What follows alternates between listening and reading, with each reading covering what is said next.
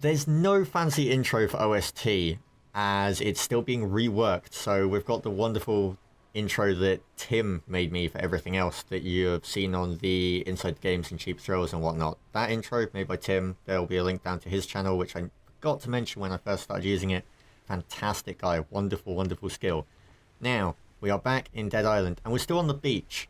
And we're on the beach because we've actually completed the game. We streamed it with me, Fluke, and Angelo, and everyone seemed to love enjoying the stream. However, I really didn't have much, and I think Fluke's around here somewhere, and I'm going to let him say something. Fluke, where are you?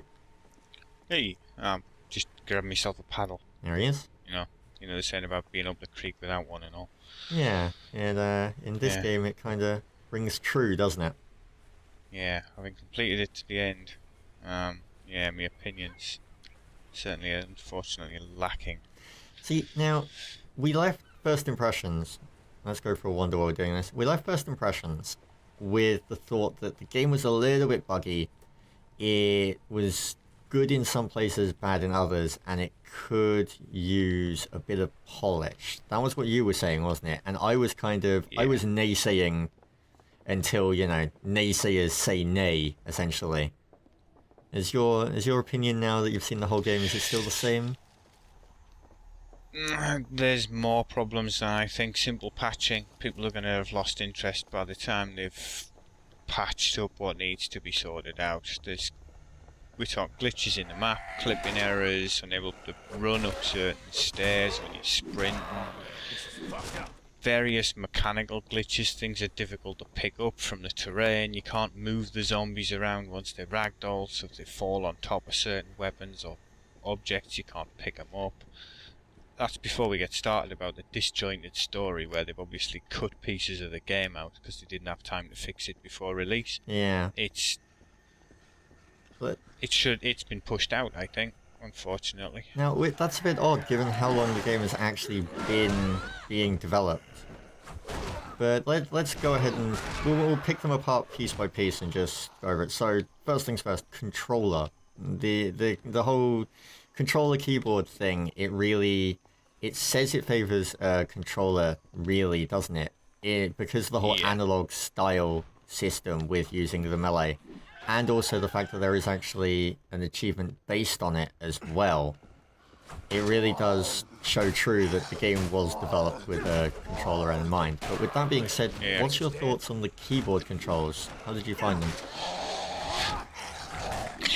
Generally okay, because I'm used to playing a lot of FPS games. But when it comes to the melee, quite clunky. I don't know. I haven't tried it with the analogs, so I don't know what the difference is going to be. I don't know if it's going to make it a lot more sensible. There's no way to block an incoming attack that I can see other than to try and dodge back, but you can't do that obviously if you're mobbed. There's no way at all to use two-handed weapons like this paddle I've got in my hand to block the zombie swinging at me. I can just get hit and knocked back by it. Yeah, but the system, the dodge system is nice, even though it's as simple as, you know, pressing a direction and jumping. It is still a nice system, but it does use stamina. And as I said in the first one, not so much for the animations for it while you do it though. Yeah, but the stamina system that I was actually crediting in First Impressions, that everything was linked, and I thought that was a really smart idea. It can get a little infuriating when you're wielding a sledgehammer, for example. You were commenting when we were playing through, sledgehammer you get about, what, 4 swings to your stam bar? Yeah, 5 swings. If you can get, there's up to 30% bonus on using blunt weapons. A skill which admittedly I didn't take, but that didn't seem to matter too much because it just took so long to swing. You got a swing and then you're mobbed, that was it. Yeah. So the sledgehammer was just a no-go. It was a waste of time. Yeah.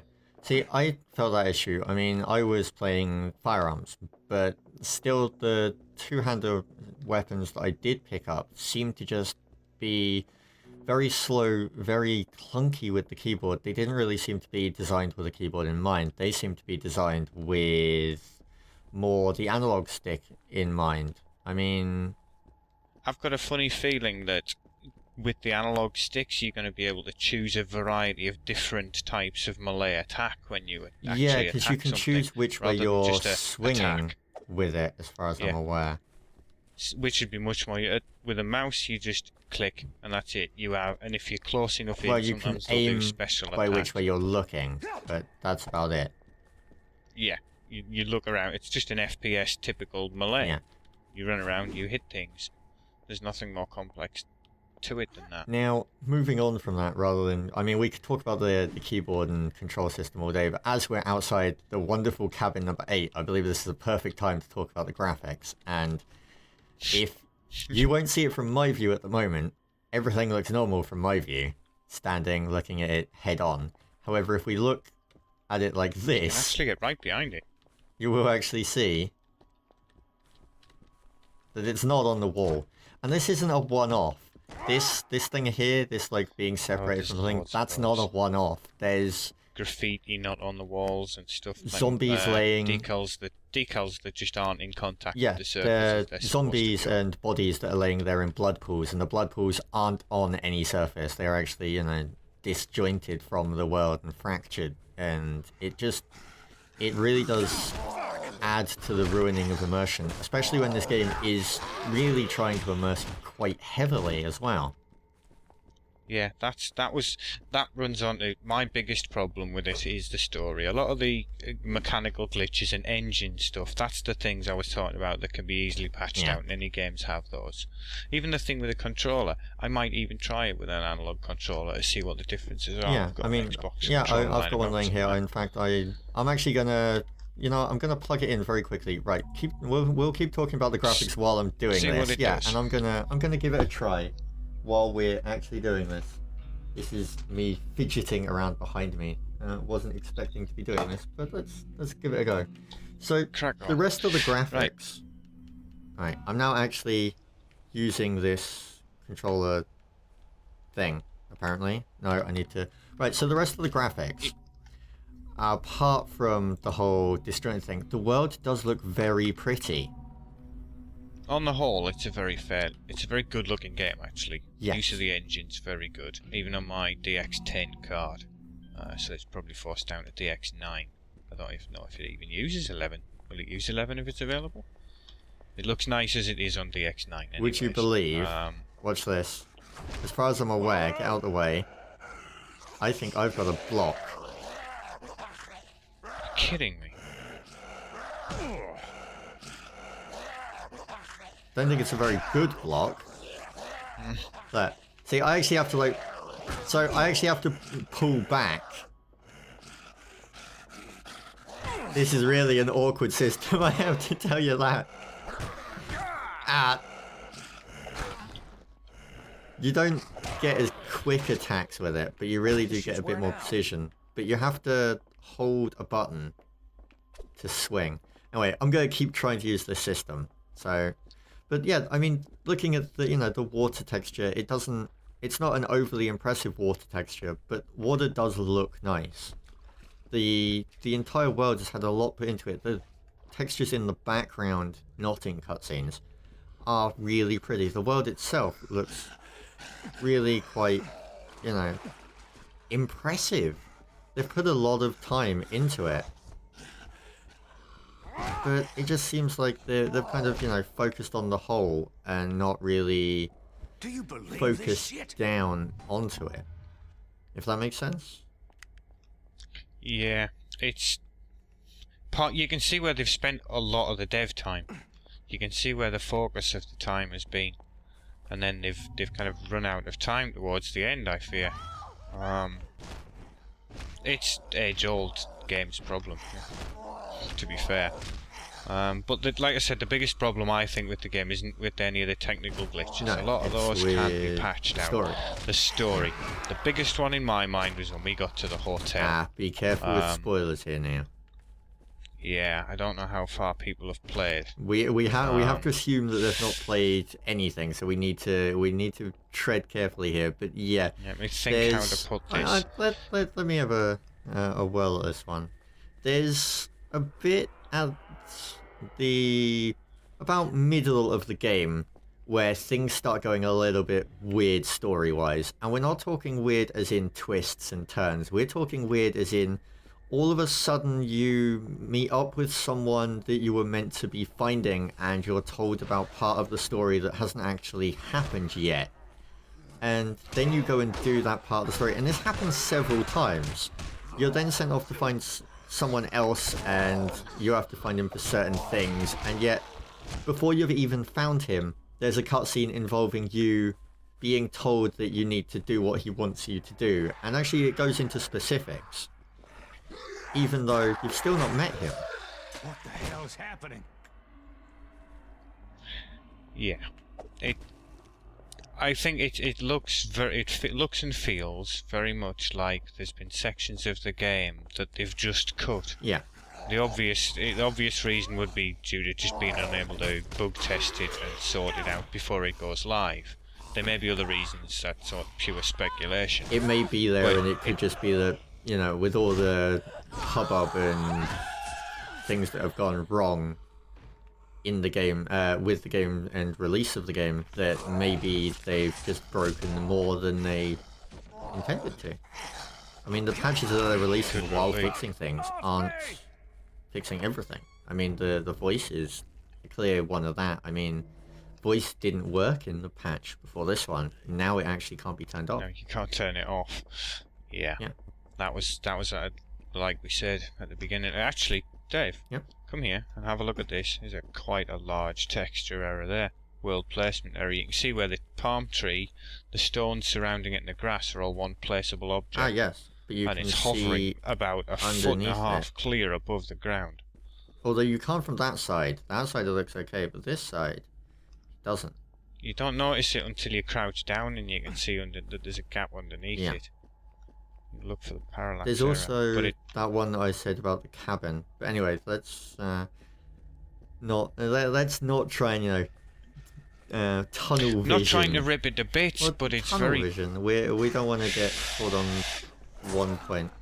I mean, we played this. It's difficult to co-op. So, what was your opinions on that? I've had a bit of a play around single player as well to see if it was any different single player.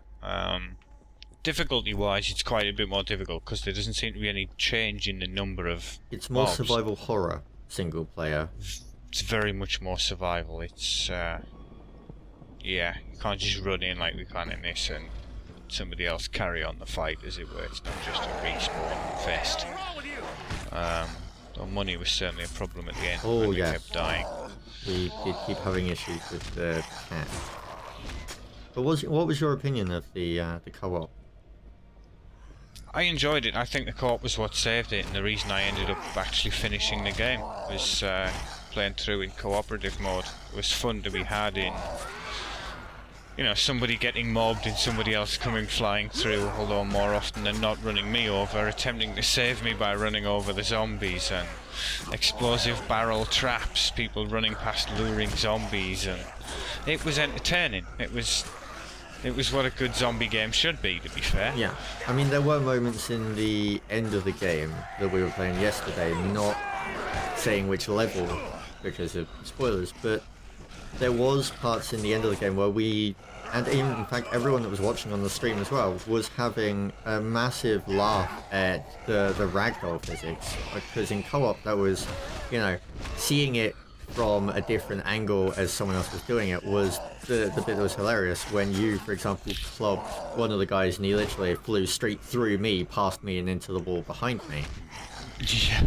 Which was fantastic. Various movie moments, effectively. Throwing the fire axe past around the corner while you were shooting at the guy and taking his head clean off and leaving him wearing a fire axe where his head was. Now there's something that you mentioned that we do have to quickly comment on. You just said shooting. Now, there's one chick in the 4-player characters that you can have who's the gun expert. And the melee system, I'm going to let you talk about. However, I'm going to quickly talk about the gun system first. Now, I was playing through as the gun chick, and so my experience of this was, okay, I'm meant to be sitting at the back, I'm going to be shooting away while everyone else is in there hacking and slashing. I didn't get a gun until level 10. I then didn't get much ammo to support this gun until about, what was it, 25? By much ammo, you got what, like 10 rounds? Yeah, and then on top of that, zombies don't get one shot by bullets unless you crit, and you have to crit head. And even then, every headshot's not a yeah, crit. and even then, I'm not talking like, 50% crit chance. I'm talking like 3% crit chance. So Those 10 rounds took about half the health off the first zombie, and then you were left stood there going, "What?" yeah. I was giggling away like an idiot, admittedly. I mean, there was times when, I was able to take down certain zombies with headshots in one go, and it was a great feeling. But at the same time, it feels like the range system was either too powerful and they had to tone it down, or it just was tacked on. And I'm not sure which of those it was. But what was your feeling on the melee system?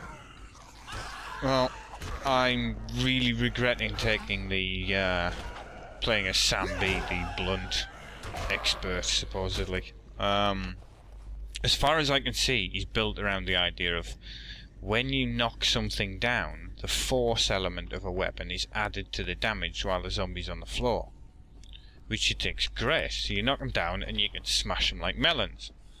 Apart from, everybody gets a skill where when you kick a zombie in the head, you'll stamp on the head, and later on that turns into a double-footed stomp that takes about a second and a half for the animation. So far faster, it basically completely invalidates his entire supposed character direction, because everybody can kill zombies faster once you get past level 25 in the game. But as you said, the force is added to the attack, and you do have a chance to knock down. So Sambi is based around the idea that you get a really big meaty weapon and you run in there as the tank and knock everyone down, dealing a large amount of damage to it.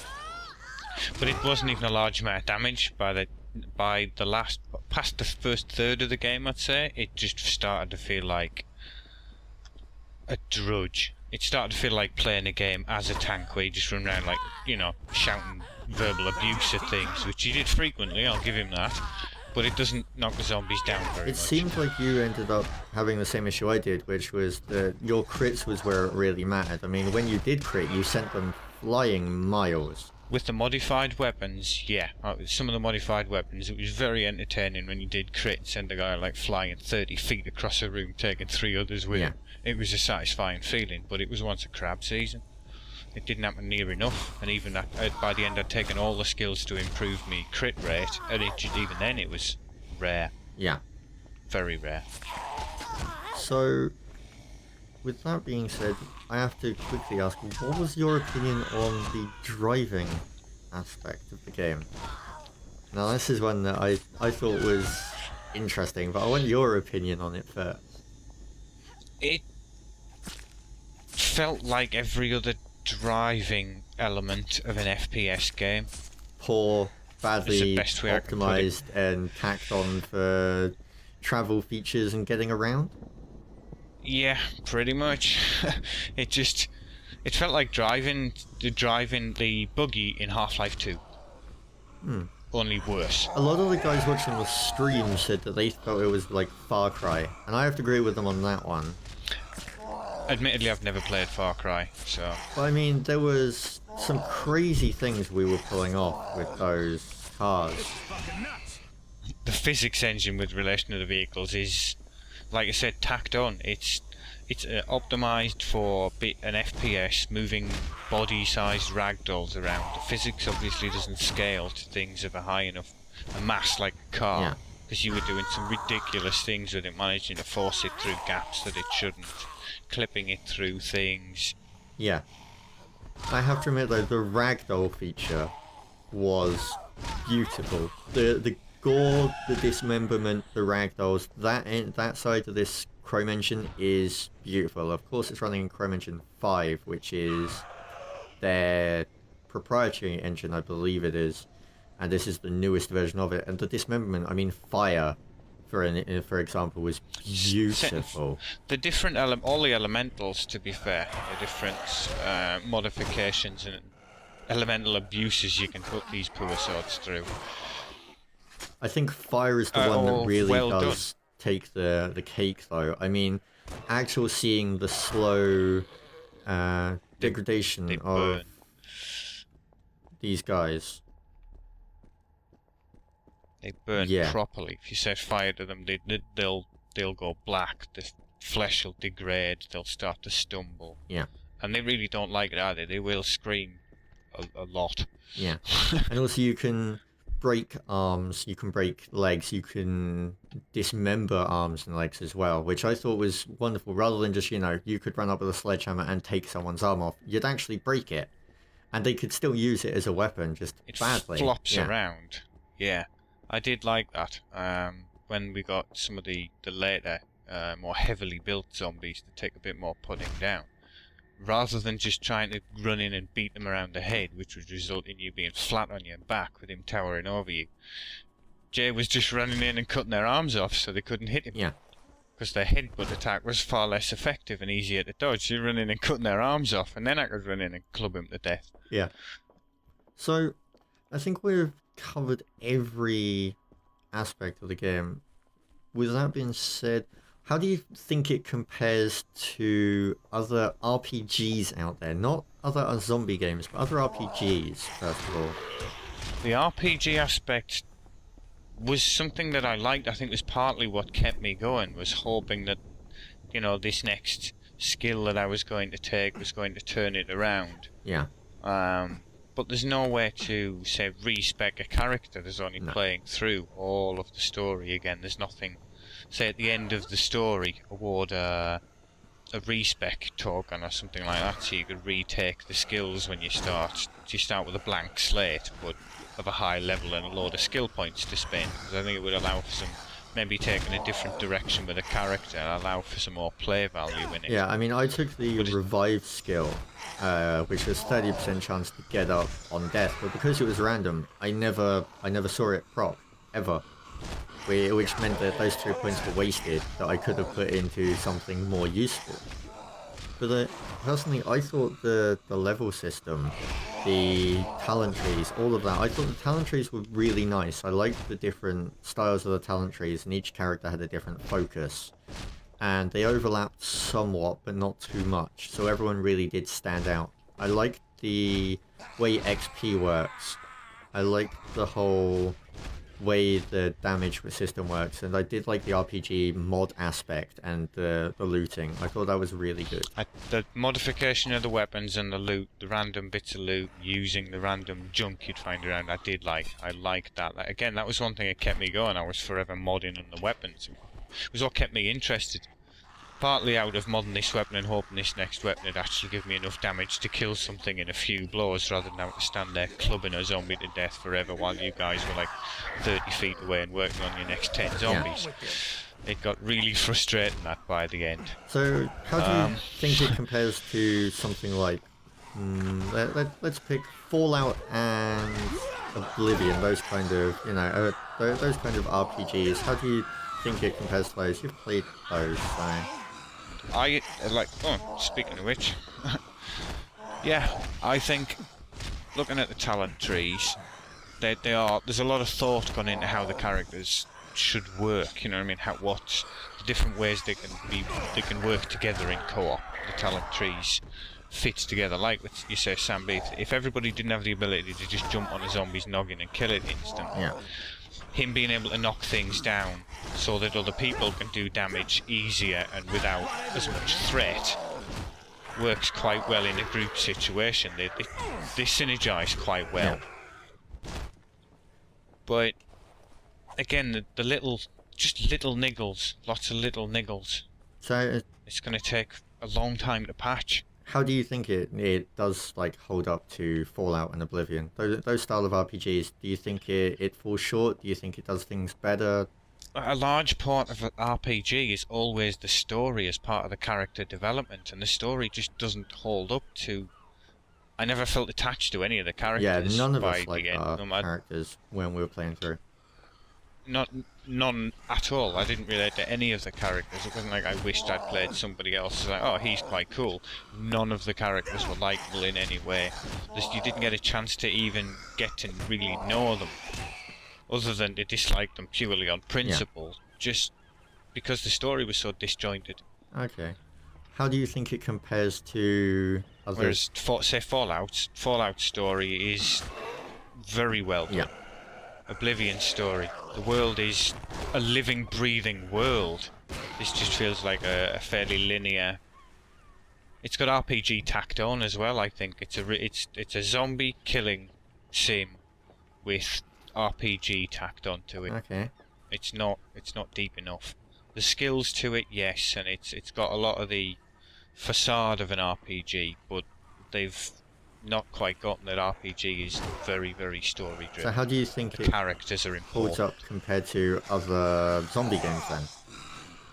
Other zombie games, I think it's very good as a zombie, as a running, kill some zombies with a bunch of friends. Like I said, that's what kept me playing it in the end, I think, was the laughs of killing a bunch of zombies with friends. Yeah. That's why I keep playing Left 4 Dead every now and again. Because it's fun to kill a bunch of zombies, to save your friend from that group of zombies who was completely mobbed, and you run in and club them to death in a few blows and look the hero. It's awesome. It's fun. Also. The issue that I have with this holding up against other zombie games is that in something like Left 4 Dead, you are reliant on your team, which you aren't in this. You know, not so reliant. I did have the ability to quite frequently just run off for a laugh and go and kill some zombies on my own. Yeah. Whereas Left 4 Dead actually was very much a co-op survival, whereas this seems like the single player is survival, the co-op is just smashy. Yeah, the more players you've got, the more it just turns into a Co-op Zombieland style, smash Yeah. fest. A hack and slash of the zombie variety, rather than, orcs and dorks, as it were. Okay, so we're coming to the end now, so let's actually wrap it up. And what's your final impression then? Given that you had your first impression, and your thought was that it could be polished, and you said at the start that you didn't really think it could be polished completely. There's too much wrong with it. What are your final thoughts on the game now that you've been able to play it through for a while and really get your hands into it? I think, to quote a certain somebody from the stream, they'd best have that wizard that did it working for them to fix it in time for me to get the 28-day achievement. Yeah.